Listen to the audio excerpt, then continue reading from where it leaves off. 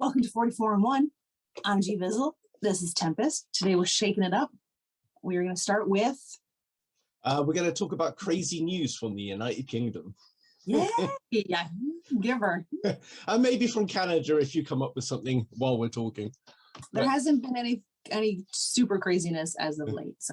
See, the UK is such a shit show right now. It's fairly easy to find these things. And what I'll do is I'll put up the in the visual podcast. Yeah. Okay. So you know how like a lot of countries in Europe are taking in refugees at the moment, yes. And then the UK is being really bad about it. But anyway, this guy and his wife and their two kids, they wanted to take in a Ukrainian family and help them out. But the official channels were being such a shit show, he decided to get on social media and find somebody.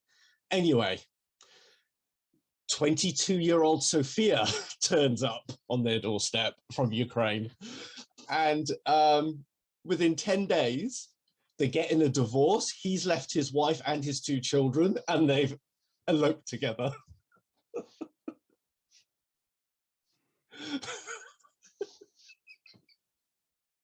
I mean, it's kind of a lovely love story. Disney would sure have made a version of that somehow. 10 days, though. Yeah. I mean, that's seriously taking advantage of a young woman who has just left a war-torn country and her family and is likely not in the best headspace to be making like romantic decisions for the rest of her life. And like, I feel like that guy totally took advantage of that situation. I think they both did in their own ways from reading the thing. Like she doesn't have to go home now because she's like she's never gonna have to worry about going back unless she gets the whole marriage of convenience thing. I don't know if that's a problem for you guys, but I know people have come to Canada and there have been marriages of convenience where like they quiz you to see if it's actually a legitimate relationship, like what kind of toothpaste do they use and ridiculous questions like that. So that reminds me, have you got any unmarried friends? I don't care what gender, just get me out of here. In that case, yes. So basically, the guy says it began. I think he was the driving force in his family to get a refugee in, and he says it began with a simple desire for me to do the right thing and put a roof over the head of someone in need, a man or woman. So it came to a head last Saturday when she really went for Sophia, she being his wife, yelling at her, using some harsh language that left her in tears. She said she didn't feel she could stay under our roof anymore and something inside me clicked. He goes on to say, we're sorry for the pain we've caused, but I've discovered a connection with Sophia like I've never had before. Sophia, 22, added, these things happen. That was the brakes, bitch. Yeah, basically. Wow. Yeah. And how old is this? How old is he's like 28, 29. Okay, so still relatively young. So it's not like a weird, like he's 55 and she's 20. But still, I mean, that... It's all a bit bizarre, isn't it? Well, I'm not one to believe in like... I'm not one to believe that you would know within minutes of meeting someone that they're going to be here forever. And I think that like 10 days after meeting someone, deciding to abandon your entire family is a bit... It's a bit insane. It is a bit insane. And I mean, where she's coming from, she's not coming from a good place. It's not like they just met at work and had this whirlwind romance. Like she's literally just escaped. Yeah. I think it's shady as fuck. Yeah. Apparently, it says Tony's now ex-partner Lorna had grown fed up at the immediate close bond he gained with Sophia, as the two would go to the gym together and sit for hours talking in a car park. I mean, maybe soulmates do exist. Maybe. I don't know. I'm going to vomit. Oh my God. It's bizarre. I mean, it's... I've had people that I felt a connection with, right? But that doesn't necessarily mean it has to be a romantic connection. It could just be like, oh, we get along really well. Or you're coming from a different place and you have different experiences. So you would spend a lot of time just kind of like connecting over like, what was it like for you growing up? How has it been for you? But I mean, in 10 days, do you really get to know the intricacies of someone well enough to be able to say like, wife, kids, good luck in your future endeavors? Yeah, exactly. I mean, what it feels like to me is if, say, you're walking Zulu and Goza one day, I know you don't walk them at the same time, but if you walking them one day, and this bloke turns up with a nice bit of meat, and Goza takes to it, and was like, "Oh, that's a nice bit of meat. I'm going home with him now, Mum. I'll see you later." Zulu might, not Goza. Yeah. And then that's basically what's happened. He's had a new carrot dangled in front of him, and he's gone off chasing it. Yeah, and you have to wonder, like, would this have happened with any refugee that came to his door? Like, was he just taking that like white knight to the next level? Yeah, because it does sound like, I mean, obviously there's so many assumptions involved for us here because we don't know them. Absolutely. I mean, like, if he was happy and secure in his relationship, then that probably wouldn't have happened. Probably wouldn't have clicked, and if they did click, it would have been like, oh, we're going to be friends. Like, it wouldn't it wouldn't have gone to that that level. It wouldn't have gone that deep that quick. Yeah, there must have been a problem already to begin with, at least from his perspective, that made him so easy to be like 10 days in. Sure, like not even a full fortnight. Yeah, it's like not even 2 fucking weeks. And like the other thing is that like either right, he's swept up in it all, and like he's in a bad place in his relationship, and then he's like, oh, I'll go for this because it's easier now and it's path of least resistance, or he really is that ethically dubious and a disgusting human being that it would be possible for him to just elope like that and leave his 2 kids fatherless, basically. Yeah, just so quickly, like in 10 days. Yeah. To decide that this is going to happen. And like, you don't even know her. Like, you don't even know her. Yeah. Like, you don't know, like, there's just so much you don't know as well. Like, she's had a whole life before seeing him. And then you don't know what they both got up to in their own lives. And you don't, I mean, like, does this person even, like, now she is potentially going to be like the stepmother to your children? Is she even in a position to be able to do that? Does she want to do that? How receptive are your kids going to be to this? Because if he's 28, his kids are relatively young as well. Yeah. So, like, it's so irresponsible.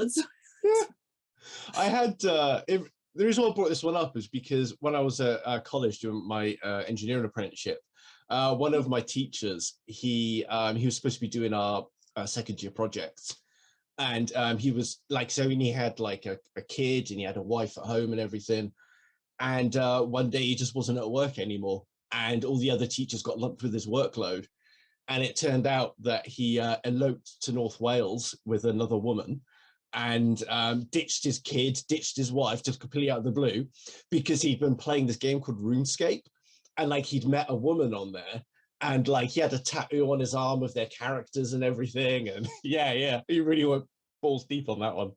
And at least it probably took longer than 10 days for that to happen, right? Like people have met online, met in video games, and they have gone on to live like long, fruitful lives.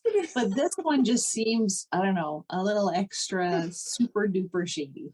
Yeah, and it's kind of like, so for him, like he developed this relationship with her over several months and then disappeared. But it's just the fact he didn't tell the college, he didn't tell his wife, he didn't sit down and talk to his son. He just disappeared one day. Yeah, that's someone who was like probably trying to fake their own death to get away from. Yeah. And then this one, like you say, is super shady because you've got this young woman who's coming from a war-torn country and is trying to make a new life for herself in a new country now. And then, so she's going to have a lot of conflicting feelings and emotions and stuff. And I just imagine that, like, if he genuinely cared about her, then he would have given her a bit of space and helped her through this rather than diving into this straight away. Exactly. He would have been like, you know what, maybe you're not ready for this just yet. Let's get you settled. Let's get you kind of, do you have family you want to bring over? Do we want to make sure that your family is okay? Like, there's a lot going on that they just jumped into it. And if he had any respect for his relationship and his children, he would have been like, we need to take a break, or we need to, like, I'm not happy because this has been happening, like, let's just split. You don't just like fuck off on your whole family. Exactly. Someone that you met 10 business days ago, not even 2 business weeks, not even calendar weeks. Oh man, I think you mean that the other one. I like people who have taken longer to decide like where to take a 7-day vacation. Yeah. And that's the thing, is like when you think about, like, you know, the people you want to settle down with in your life and even start friendships with them, let alone full-blown relationships. Like, he's known her 2 weeks and he's living with her now at his parents' house, and they're both finding somewhere to live together. God bless. Yeah. There was a guy, he's trying to find these 2 blokes that helped him back in the 60s, okay? And it's because he was a Welshman, he was living in Australia, and it was 1965, and he missed his home. He was only 19 years old, and it would have cost him £700 in that day's money, which was 17 months of his salary, to get back to Wales, and he couldn't do it. So he got 2 men to help him, nailed him into a box, and he posted himself back to Wales from Australia. Clever. That's clever. It wasn't so clever. He nearly died. Did they not poke holes in the box? Yeah. No, his the flight he was supposed to be on was full, so I stuck him on a different flight, and he ended up stowed away for 5 days in Los Angeles in a warehouse. And then, so if he had any food and water with him, that would have been gone. Yeah. Oh, he didn't. I don't know if it doesn't mention water, and he took laxatives for several days beforehand to clean his system out and get everything out. And then, because he was expecting it to be like a day or 2. So he was fully dehydrated then. Yeah. And then, and he was luggage, essentially. If they put him in like the cargo hold, that's typically pretty fucking cold, isn't it? Like they don't. Yeah.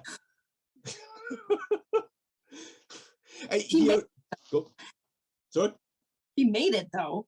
Yeah, just when he realized he wasn't going to go, he wasn't going to get sent off somewhere anytime soon to his destination, and time wore on. He'd been in the box for 5 days. He didn't have any strength left to hammer himself out the box like his plan was.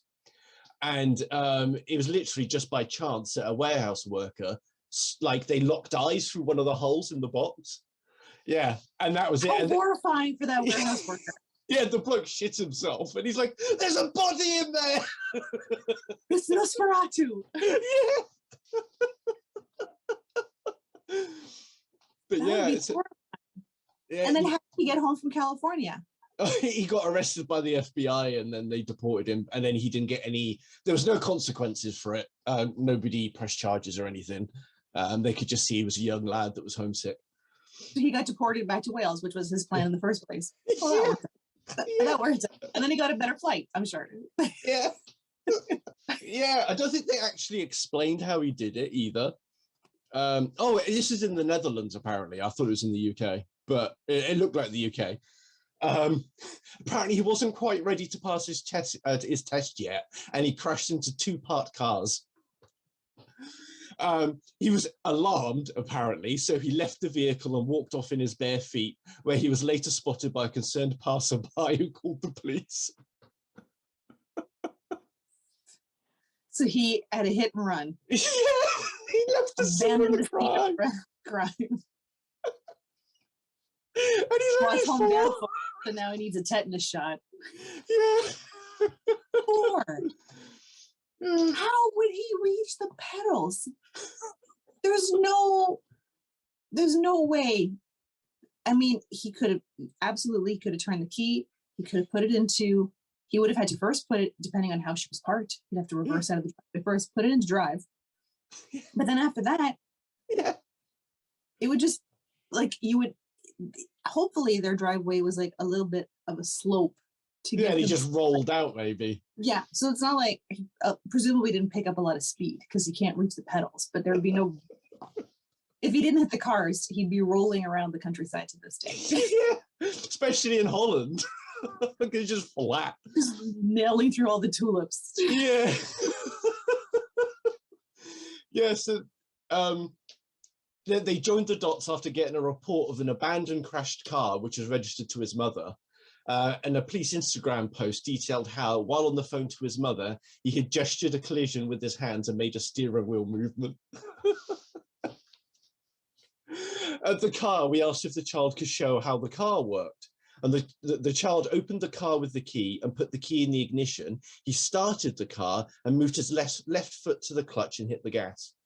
So he must have been standing up in the car. But a clutch, like this was an automatic. Yeah. This is a manual transmission. Yeah. This little kid, 4 years old, figured out a stick shift. He didn't. Isn't that incredible? I'm highly impressed. Very. I've been driving a stick shift for 25 years, and still very rarely I will like, oh shit, I will stop. Yeah. I'm impressed. I'm impressed by this youngster. Dying man who mooned at a speed camera for his bucket list is in trouble again. Again. Yeah. What did he do?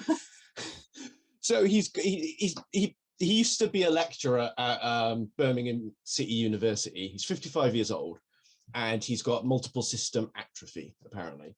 So it's basically a matter of time. Anyway, so on his bucket list, he wanted to moon at a speed camera. And while his young bit of stuff... on your bucket list. Yeah, I know. I want to moon a speed camera. I like simple things. Yeah. His wife's about 20 years younger than him, and not that's relevant, but she was off in the Tesco Express getting some bread. And then as he was waiting outside in his wheelchair, he saw a mobile speed camera van. So he got himself up and pulled his caps down and mooned at the speed camera van. And then his wife came out the shop and he's just sitting there innocently. Anyway, they go back home, and then he was home for 20 minutes and 6 policemen turned up and brutalized him, basically, to arrest him. This is a terrible story. It started funny, but yeah. Bad. Yeah. Why does it take 6 police officers to arrest a... This is why he's taken them to court, and this is why he's in trouble. It's basically they're saying that he resisted arrest. And he's saying, I'm dying and I'm in a wheelchair. How much arrest can I resist? No. Yeah, exactly. Yeah. Run. No. And like, even if he tried to he was in his home. So even if he was very proficient with his wheelchair, he couldn't have gotten that far or that fast. No, they've got the video, I think it's in his front garden. And because a police, the meat wagon turned up outside. And so he was terrified, like he didn't know what was going to happen. And they smashed his door in. And yeah, like it was completely like, all he did was show his bum to a speed camera. That's literally what he did.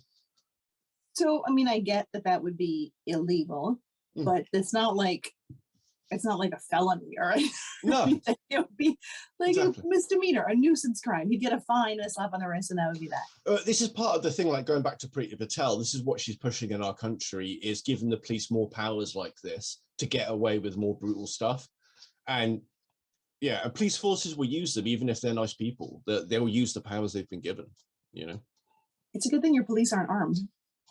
Well, it's increasingly happening. Yeah. Oh, is it? I thought they weren't allowed to carry firearms. No, not regular police. We've got SO19 and they carry the firearms, but we're getting more and more of them. Basically, they're more of a common sight than it used to be, particularly in London. Interesting. Yeah. So yeah. Well, that's a terrible story. It started off funny and then it just went downhill really fast. I know, right?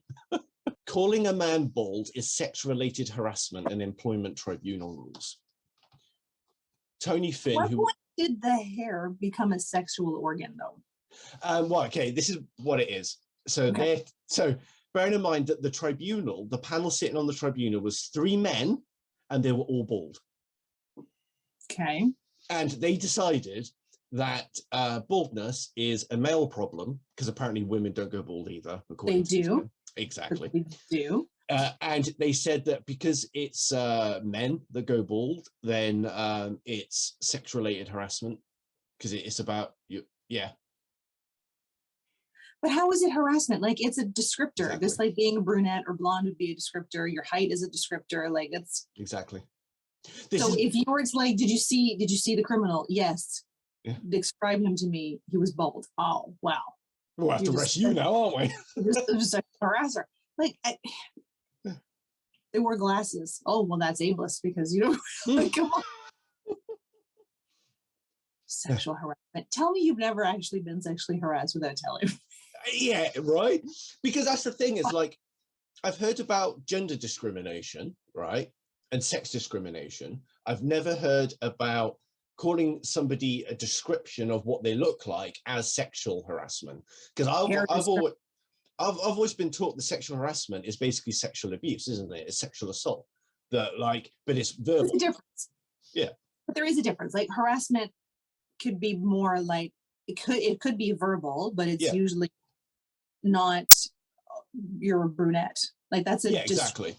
Right. And like I do feel like sometimes it has been taken a bit far. Like I've been in different places that I've worked at, they're like, don't even compliment somebody's appearance. Or not even appearance. Like if you're like, oh, it's a nice shirt, someone could interpret that as sexual harassment, which I think is taking it a bit on the far end. But there's a difference between like, hey, I like your shirt, and it's like, hey, I like your shirt. Exactly. Right up on the floor, right? So there's a difference. But like there's no real connotation, especially in a workplace where unless it's like, ooh, I love that. I get that. But that comes under assault though. But that part is the assault and harassment, not like calling you bald. Yeah. Like, and then this came about because, right, this bloke, Tony Finn, right, he'd been working at a Yorkshire-based British bung company, they're called, for almost 24 years, and he was fired in May last year. He took the company to the tribunal claiming, sorry, I'll start that again. He took the company to the tribunal claiming, among other things, he had been the victim of sex-related harassment after an incident with the factory supervisor, Jamie King, who was a man, by the way. And this has nothing to do with sexual assault. Basically, he'd had an argument with his supervisor, and his supervisor referred to him as a bald cunt. Yeah, this isn't sex harassment, though. That's just being an arsehole and treating your employee badly. Yeah, it's just an insult. Yeah, and like he's more insulted about being called bald than a cunt. Yeah. The tribunal heard that Finn was less upset by the Anglo-Saxon language, I say that because that's a quote, than the comment on his appearance.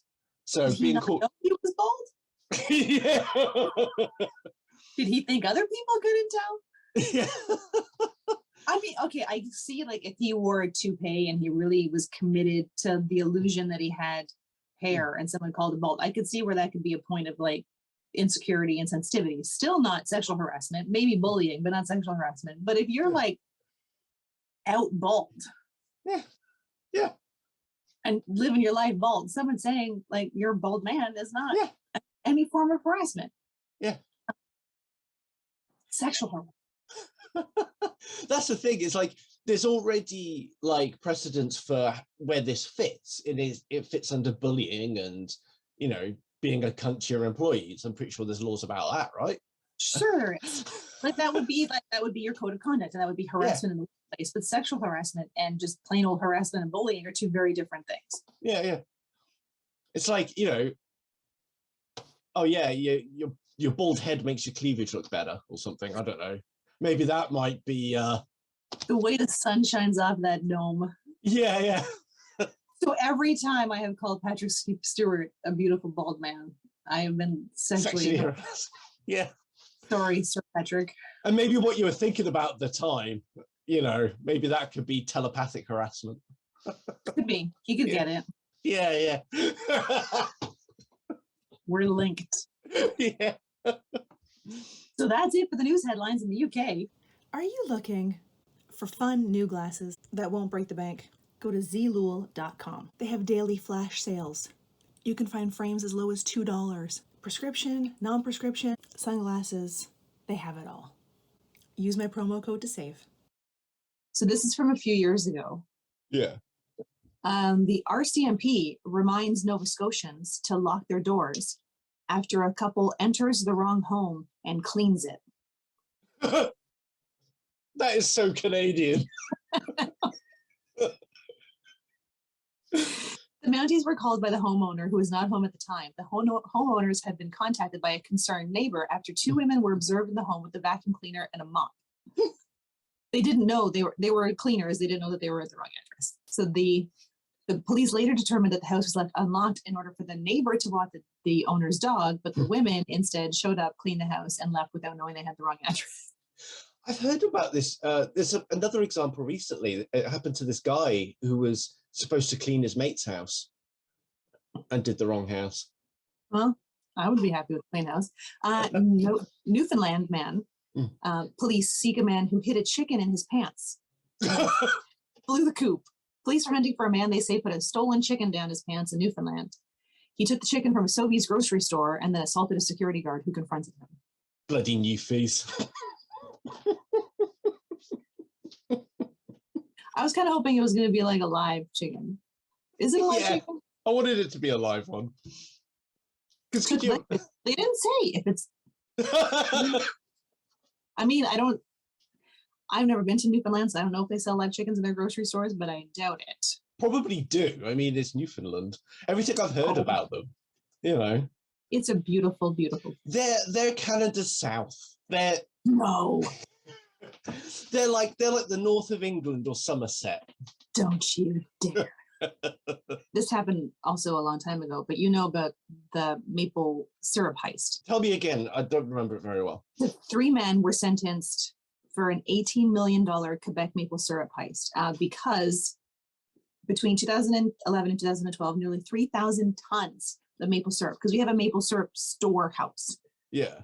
We have reserves of maple syrup. The 3,000 tons was valued at $18 million and they were stolen. It was stolen from a storage facility in Quebec.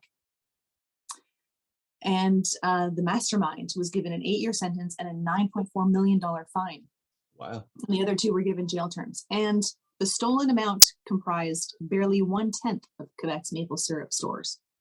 So they take it very seriously. It's Canada, man. Yeah. Fuck around with maple syrup. We don't have any good news stories. That's it. Those were old. They weren't even great. So, part 2 of today's episode is the Courier. I can't read with my glasses on because it's for distance. Oh, I thought we were doing a CSI thing. No, then it would be two-handed. Very serious two-hander. I thought the ginger guy did it with one hand with the sunglasses. No, he was the 2. Mandela effect. Hang on. Hold, please. We're YouTubing it. I could be wrong, but I'm pretty sure it was 2. I could be wrong, but I'm pretty sure I'm right. Yes. What's his name? Horatio. Oh, yeah, it's 2 hands. I think there's a compilation. Yeah, that's what I'm looking at. His one-liners. God, that's awful. He puts them on with 2 hands, too. Yeah. Nobody does that in real life. I mean, that doesn't feel natural. No, because, I mean, if you've got, like, stuff in your hands, you always have to do it with one hand. And why 2? They're not heavy. What are his glasses made of? Maybe they're made of the souls of his enemies and it just weighs them down. It was like an old curse put upon his glasses.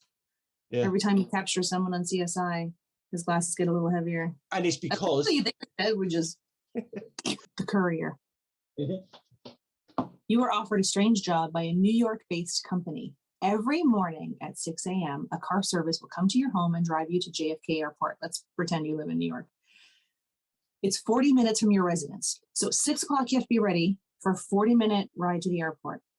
You will then take an 8 a.m. business class flight to Los Angeles, arriving roughly 11:30 a.m. Los Angeles time. You will be picked up at the airport and driven to a Burbank office where you will hand deliver 3 innocuous but unfaxable documents to the corporation's president. You will then be driven straight back to LAX, where you will immediately catch a return flight to New York. Another car will pick you up at the New York airport around 9 p.m., and you will return to your home in New York City, which will be 9:45-ish. This is what you do every day, 5 days a week. You wake up in New York, fly 5.5 hours to Los Angeles, and then immediately fly 5.5 hours back home. You have to wear dress clothes, buy your lunches, but they can be expensed, and you will have no other responsibilities while flying. The pay would be a 10% increase from what you currently earn, but they would need a 3-year commitment. Would you take this job? No. Why? Because Other than the fact that my back wouldn't be able to take that 5 days a week. But no, I just think there's no room for growth. It's going to take 3 years of your life at minimum and 10% more from what I already earn. It's quite a big ask. It's like you're going to be doing this one job constantly. And there's no wiggle room for delays, cancelled flights or anything. You have to do it the same way every single time. And although, like, yeah, okay, when you're on the plane, you're going to be able to read books, do work on your laptop and all that stuff.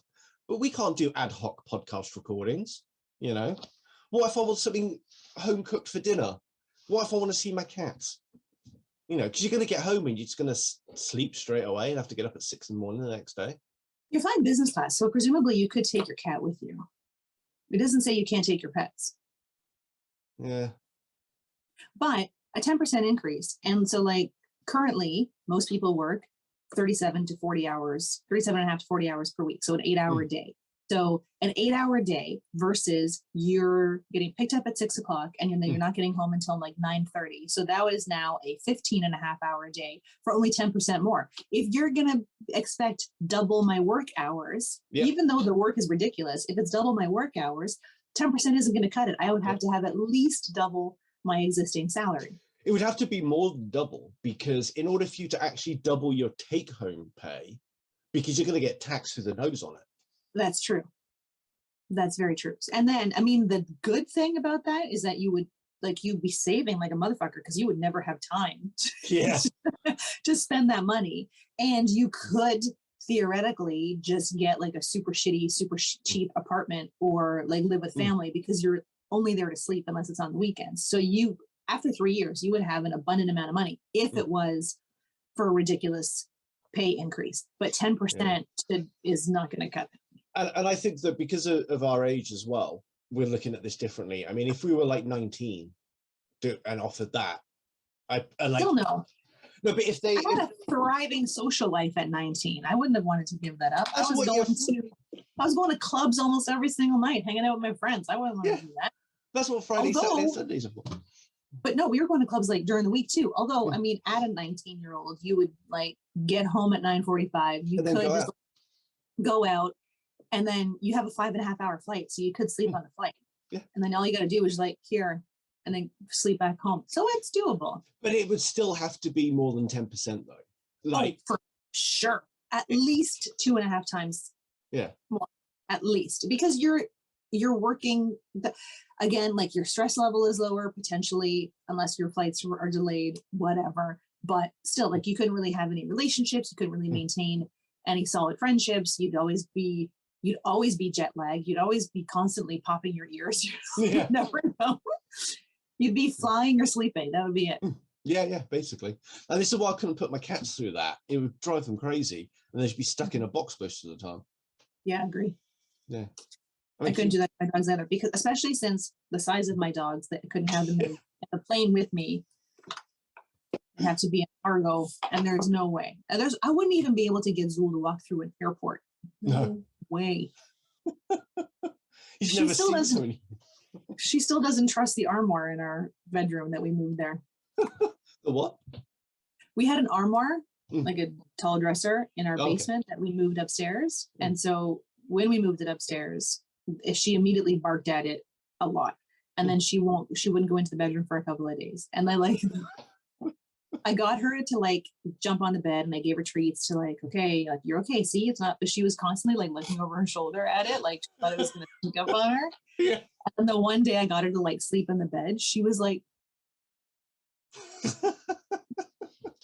and then I just flinched and she took off. Jesus.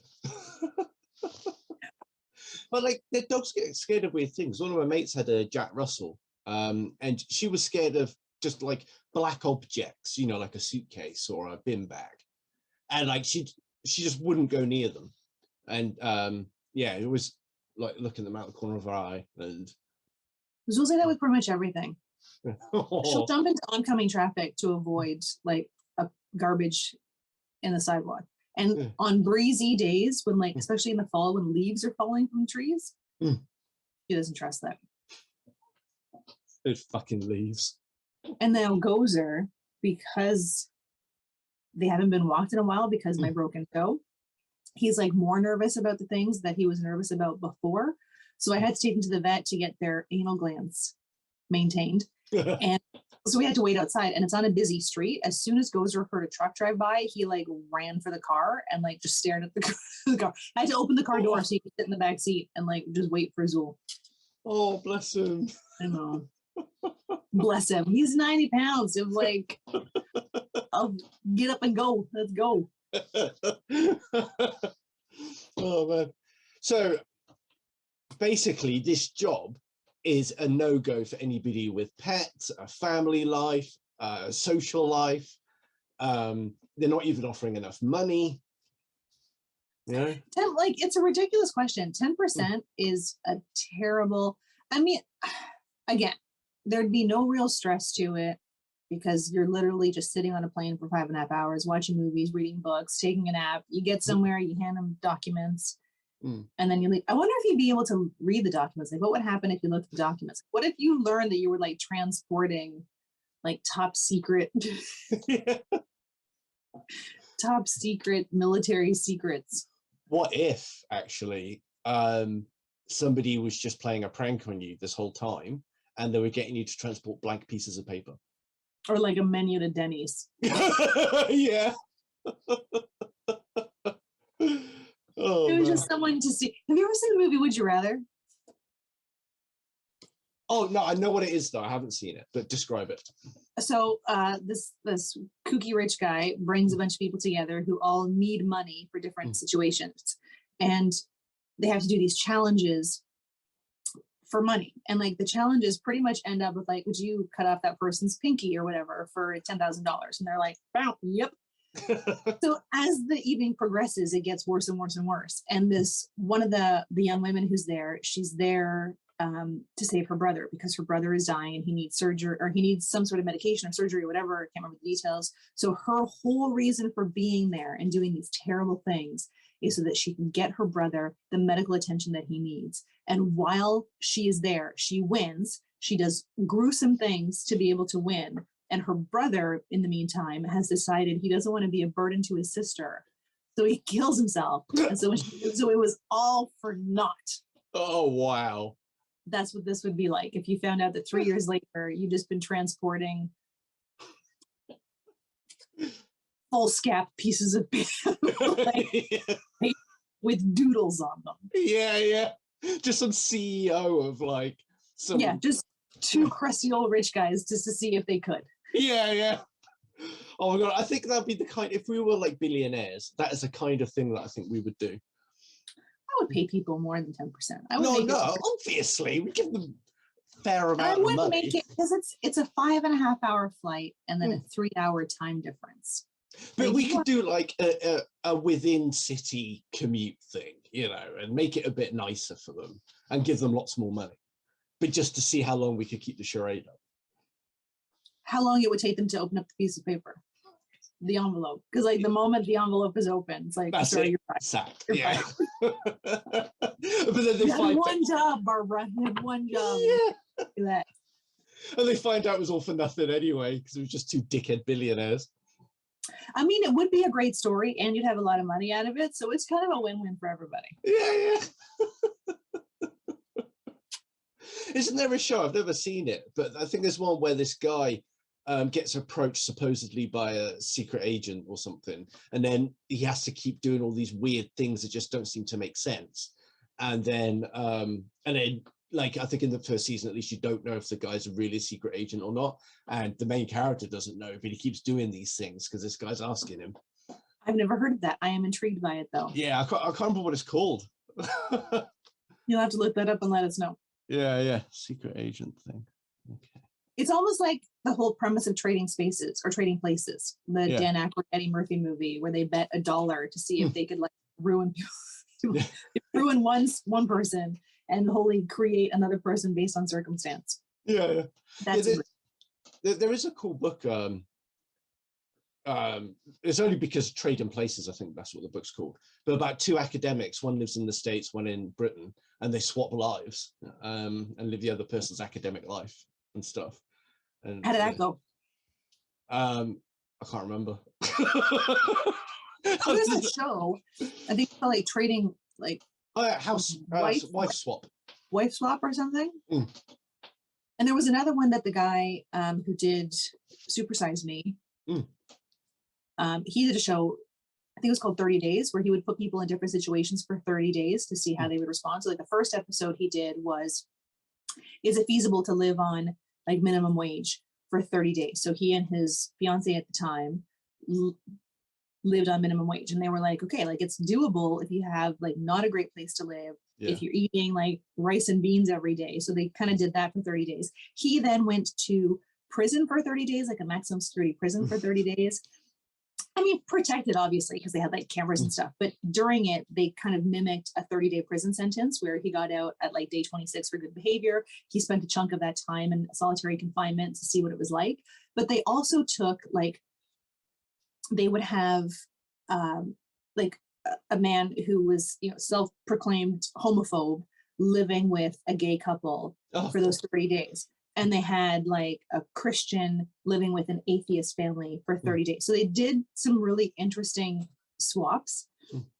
And typically, I mean, conversations that came out of them were really good. And typically the person who was then moving, right, the one who had these like hardcore staunch beliefs, at the end of it were kind of like, yeah, no, I get it. Like the homophobe was then later in a gay bar swinging a shirt over his head. And he was like, okay, he's like, he got a little bent by the way that they portrayed him.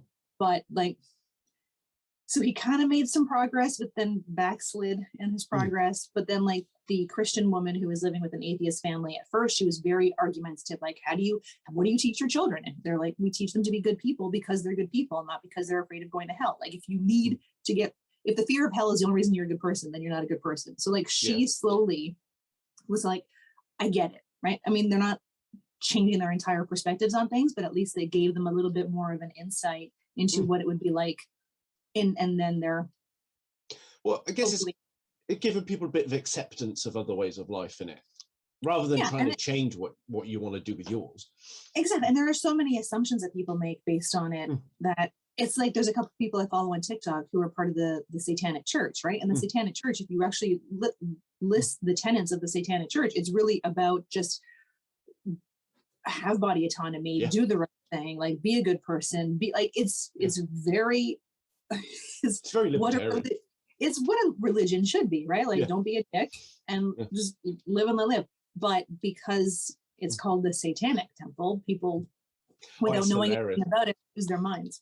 Well, there was because obviously in the States they have freedom of worship apparently, so you know people should be able to go up, like, you know, speak in a town hall and present their views and all that stuff.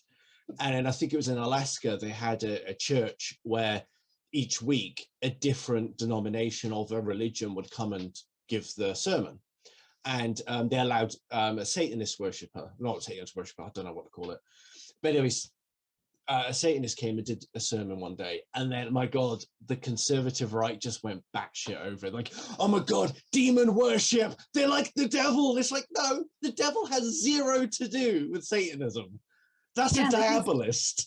it's just you just clutch on to it's clickbait, right? It's a clickbait type, clutch onto it without knowing anything about it. It's like I saw a ton of people were like railing against anti-vaxxers, and then someone, I think it was on Reddit or Twitter, they listed like the chemical ingredients or chemical compound or breakdown of an apple, and they're like, which of these chemicals do you not want in your body? And then like all the anti-vaxxers like, all of them. It's like, really? That's an apple. Like you don't even know what you're fighting against. Like they were using the long-term, I don't even know what, like for water, like not the HTO, but the word. And then like, this is in your food. And people were like, how can that be in our food? It's like, it is water. Google's free, bitch. Google's free. Yeah.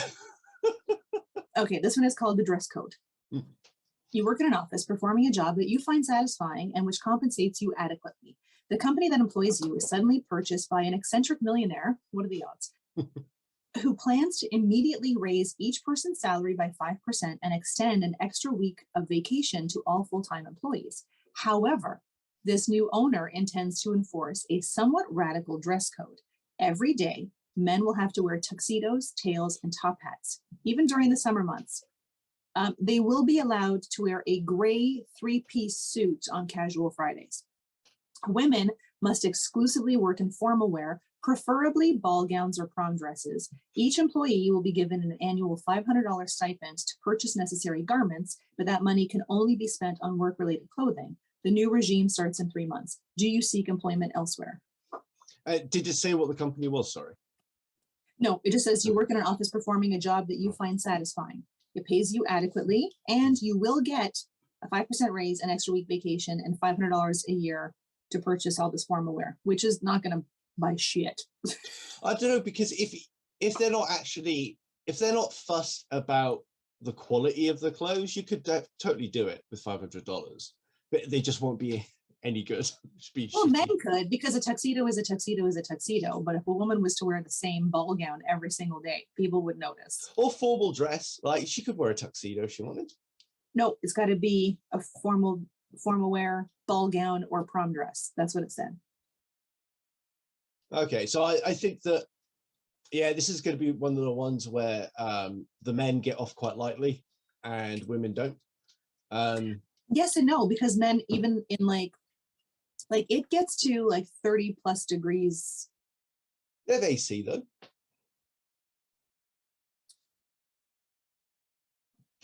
But okay, then in order to make the temperature cool enough for a man to be comfortable in his tuxedo, top hat, and tails, the women in their ball gowns will be freezing their tits off.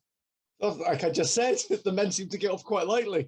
They always do. That's where I've actually read once. I don't know if this is true. I just said Google is free, so I should Google this first. But I have heard that the reason offices are usually colder is because they set the temperature to make men comfortable, because they're usually in suits, and then women are always colder. I don't think it's anything to do with the suits. I think it's because men and women run at different temperatures in what they prefer. Obviously, we have to say body temperature. We're all humans. But like men, we feel the heat more, and it's easier to cool down a room so that more people are comfortable, and then women can put a jumper on or something, or put a coat on. We shouldn't have to. Bullshit. I bet it was a bald bitch who made that rule. Yeah. But it's just, and then I think it's kind of like a holdover from where, rather than finding a middle temperature kind of thing, they just make it colder. And then I think that that's probably a holdover from when offices were, I'm assuming here, but it's probably a holdover from where offices were male-dominated environments, and it's just something that never changed. Probably. Would you take this job? Would you continue on working there? Would you seek out other employment? I'd give it a go. There's no reason why you can't try it. You should always quit. So, I mean, they're going to give me $500 to buy these dumb clothes, and then I think it'd be quite funny to see the eccentricity in action. And I would like to experience it because it sounds so batshit crazy. You know what? That's valid. I would stick around I would brush up my resume for sure, and probably start interviewing, because I mean, even if I were to find another job, I wouldn't have to take it if I found that I enjoyed wearing ball gowns and fascinators every day. You never know. Yeah. That might be my thing. Yeah. I have to brush off my wedding dress. Yeah. See, there you go. This is where it's actually gender discrimination against men, because most women already have ball gowns and prom dresses and wedding dresses. You know, you're already prepared.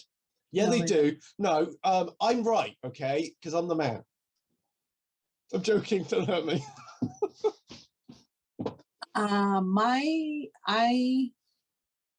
Wedding dress is long gone, and wedding dress is long gone, prom dresses are gone. And if this is like a woman in a working environment, she's not wearing the same prom dress she wore. Yeah.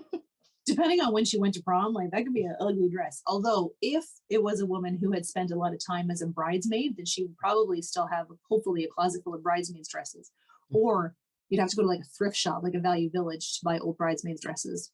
Yeah. That's how you do it on the cheap. It'd be like having a school uniform, you know? That's kind of what I see it as. It's just a really eccentric one. I would only do it if I could wear long gloves. Yeah. And a cape. Well, you should be able to. I mean, the criteria, even though they give those titles, the criteria for that is quite broad.